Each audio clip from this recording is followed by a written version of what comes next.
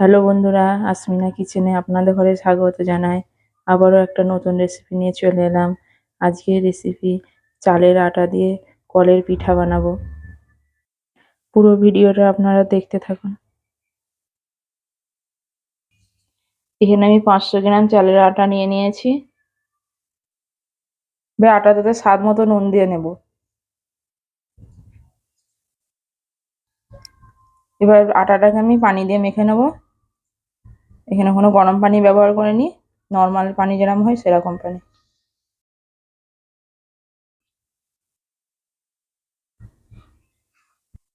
অল্প অল্প পানি দিয়ে দিয়ে মেখে নেব।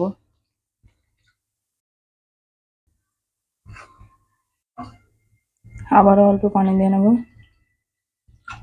একেবারে সব পানি দিয়ে দিলে নরম হয়ে যাবে, অল্প অল্প পানি দিয়ে মেখে নেব।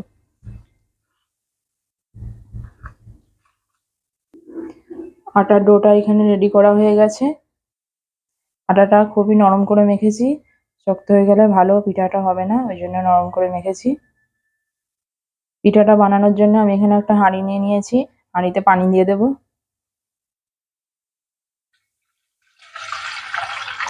হাঁড়িটাতে আমি অর্ধেকটা পানি দিয়েছি। হাঁড়ির মুখটা আমি একটা পরিষ্কার সুতির কাপড় দিয়ে টাইট করে বেঁধে দেব।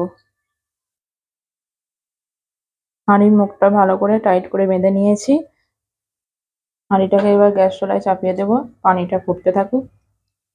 পিঠাটা বানানোর জন্য আমি এই কলটাকে নিয়ে নিয়েছি। এই কলটা দিয়ে পিঠাটা বানাবো।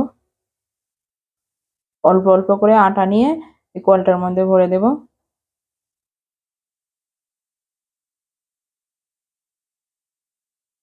কলের মুখটা এবার এঁটে দেব।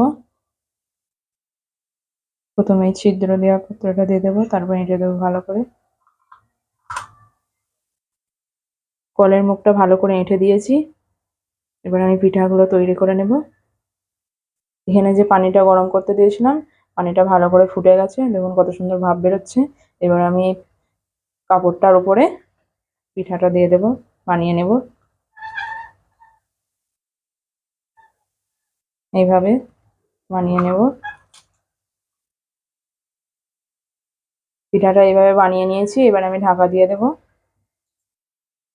গ্যাসের আঁচটা মিডিয়ামে আছে। এটাকে আমি 2 থেকে 3 মিনিট ভাপ দিয়ে নেব।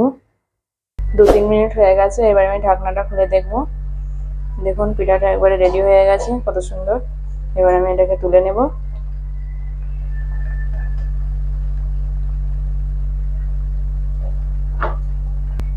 একই পদ্ধতিতে সবকটা পিঠা বানিয়ে নেব।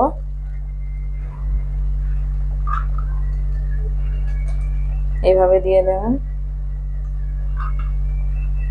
আবারও এটাকে ঢাকা দিয়ে দেব 2-3 মিনিট। আবারও 2-3 মিনিট পরে খুলে দেখব। দেখুন এই পিঠাটাও রেডি হয়ে গেছে। এটাকেও তুলে নেব। এভাবে সবকটা পিঠা বানিয়ে নেব। কলের পিঠাগুলো এখানে সব রেডি হয়ে গেছে। দেখুন পিঠাগুলো কত সুন্দর হয়েছে, কি সুন্দর হয়ে আছে। সহজ পদ্ধতিতে বানানো পিঠা রেসিপি যদি আপনাদের ভালো লেগে থাকে তাহলে লাইক, কমেন্ট, শেয়ার করে দেবেন। প্লিজ প্লিজ সাবস্ক্রাইব করে দেবেন। আবারও দেখা হবে নতুন ভিডিওতে, নতুন রেসিপি নিয়ে। ততক্ষণের জন্য ভালো থাকুন, সুস্থ থাকুন। পুরো ভিডিওটা দেখার জন্য অসংখ্য ধন্যবাদ।